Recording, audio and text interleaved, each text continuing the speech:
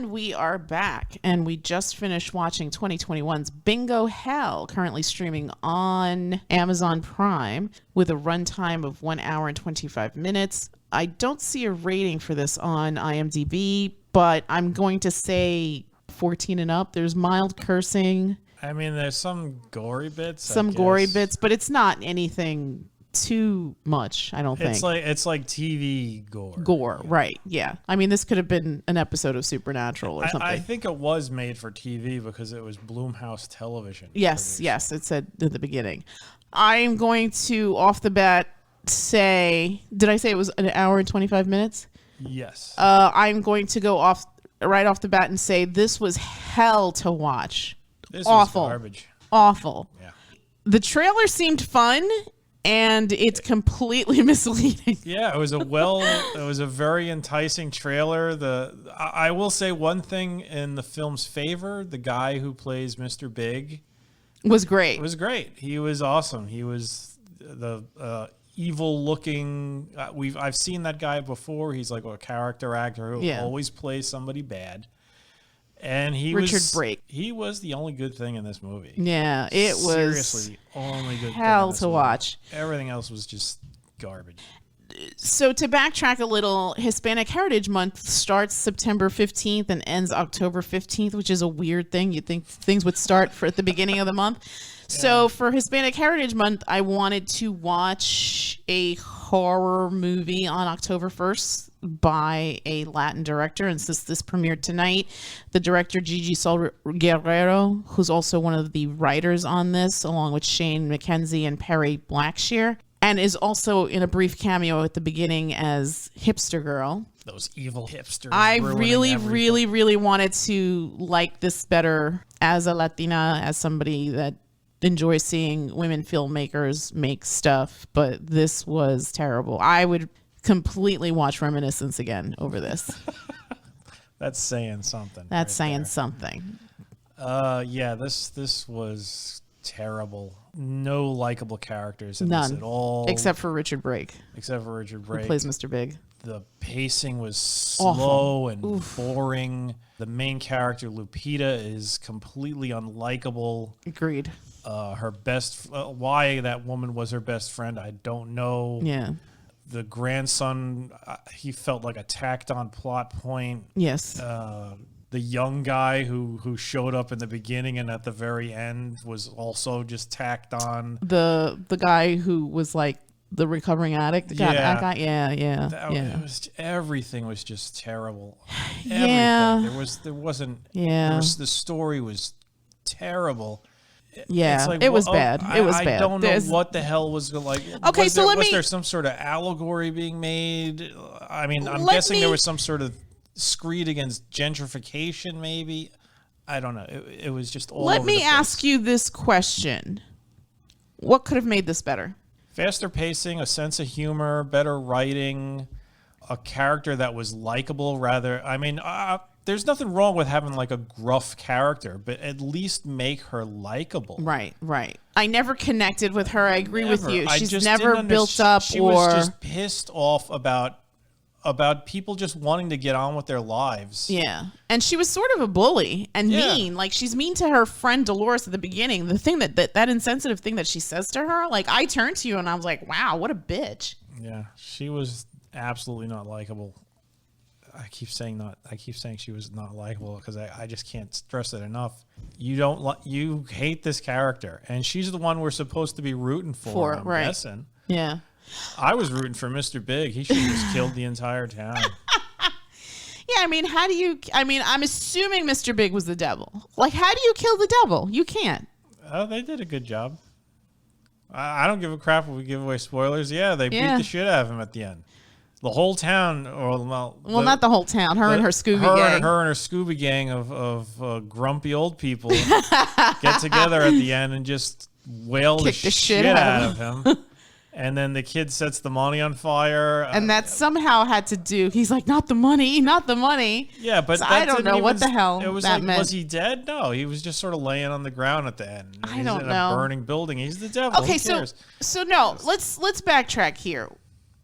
Because I feel like, as a reviewer, right? It feels like I can make comments yay or nay about a movie, but let's give some constructive criticism here. So you said better writing, which I 100% agree. I mean, on the plus side, this movie's only an hour and 25 minutes, so we didn't really invest a lot of time in this film. I felt like it felt longer though. I was yes, really fighting not to fall asleep because the pacing of this film was so bad, damn slow. Yeah, it felt like an hour before anything happened. Yeah. You know, I think to me, and I don't know, to me, get rid of Lupita would have been one of my notes. Yeah. Let Dolores be the lead here. How she's trying to keep her family together. The conflict with the daughter-in-law was interesting. That could have been developed more. Dolores was way more interesting than Lupita. Was just annoying. Yeah. And yeah. Flesh out the relationship with Caleb. Eric, the recovering addict, could have been a thing. I really didn't even see the reason for Clarence or Yolanda, the salon owner, or what was the other one? The guy with the baseball cap? Yeah, the guy with the baseball cap. They were just fodder. Yeah. And even that beginning, Morris was the guy. And then even in the beginning with Mario, I'm like, that was weird, right? Didn't really make any sense. Like, why is the devil even showing up at this crappy little... I mean, I'm assuming to collect souls, but I feel like he could have gotten to a better neighborhood and gotten better souls. Yeah. Jeez, this was like the most run down town in all of USA. But that was another thing that I thought was weird. It's like, oh, it's this little town, and then when they zoom out at the end, they're in like, it's huge. There's a suspension bridge in the neighborhood. It's like, what kind of rundown town is this? I thought they would be surrounded by like desert or something, and the town would be like 4 blocks, and that would be it. Sort of like the aerial shot in the remake of Fright Night, right? Where it's just like this little tiny community. Yeah, exactly. Like in Fright, there was nothing around them, but in this, they pull out, and it's like they're in the middle of Brooklyn or something. Yeah. Well, it was probably filmed in Brooklyn. Was it? I don't know. I didn't really look. It's literally a giant suspension bridge in the background. I legit want to forget this movie. And it's funny because I think next week Blumhouse TV is releasing another movie on Amazon, which like now I don't even know if I want to... If this was what they were leading with, I don't I don't even know if I want to know what the hell this next one is. Yeah. It's unfortunate because I love horror as a genre. But this was barely horror, not interesting. That's about as close to horror as you get. Yeah, I agree with you. Better writing. They needed to trim some of the fat. Lupita shouldn't have been in this movie at all. You could have gotten rid of some of the extraneous characters like Morris and Yolanda. Just focus on Dolores, the daughter-in-law, and the grandson. And write a character that you find endearing in some way. Right. You know, I did not make a connection with any of these people. There was just nothing to hold on to for any of them. Yeah. You know, Agreed. I didn't even really feel bad for the kid. I mean, it was like, oh, your dad's dead and your mother's a deadbeat. Yeah. Good, they're gone. You should be happy. You should be doing a jig. And he's just, I'm supposed to, he's going down the wrong path. He's opening car doors. And then of course he runs into the other guy who's just like, I knew your dad. And we get in so much trouble. Yeah, and Dolores and Lupita really changed the course of this neighborhood. They were superheroes. Yeah, really? Because it looks like the dingiest town. You see, the way you talk about these people sounds way more interesting than what these people actually are. Yeah, and I mean, if they were such trailblazers, that town shouldn't have looked like that. Yeah, what the hell happened? I don't. Yeah. It was just bad. Yeah, it was really terrible. Wow. I mean, yeah. My advice is skip it. I'm gonna avoid this. Let it sink into the bowels of the Amazon Prime library. Yes. Where they have like all those ridiculous, terrible films like Amazon Vampire Hunter, Amazon Jesus Doctor. Or whatever. Remember that one description about like a woman's husband is brutally murdered. So she goes to the Amazon, and where she finds out, where she becomes queen of the Amazon. It's just Something like, stupid. Yeah. What? Yeah. I don't we know. should have watched that one instead. Yes. As we get into October, this year we're not going to do the 31 Days of Halloween just because we're still cleaning up our basement from the after effects of the Hurricane Ida situation. But we will definitely come back with more reviews of hopefully scarier and better movies than this one. But a little bit higher quality. for now, we say skip.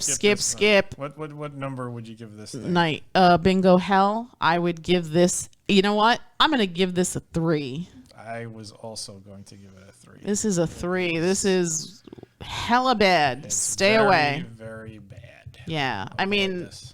if you're related to one of the actors or the crew on this thing, I guess you have to be obligated to watch this. But holy for holies, this was terrible. Yes. Yeah, there is better Spanish horror out there. Go watch The Devil's Backbone. Yes, which is probably what we should have watched for today, but we didn't. Yeah, this was a new release and we wanted to give it a chance, but no can do.